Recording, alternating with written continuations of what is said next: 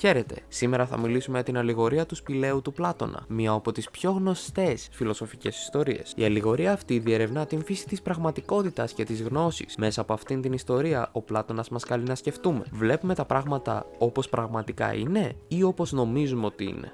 Στη σπηλιά οι δεσμοτές είναι αλυσοδεμένοι και βλέπουν μόνο σκιές στους τοίχους. Αυτές οι σκιές αντιπροσωπεύουν τη γνώση που αποκτούμε μέσα από περιορισμένες πηγές. Η αλληγορία μας δείχνει πως η άγνοια μπορεί να μας κρατά δεμένους, εμποδίζοντάς μας να δούμε την πλήρη εικόνα της πραγματικότητας. Λοιπόν, μάγκες, εγώ είμαι ο παρουσιαστής του outro αυτής της εργασίας. Από πίσω βλέπετε κλιπάκια μου πόσο κουκάρω και πόσο καλός είμαι.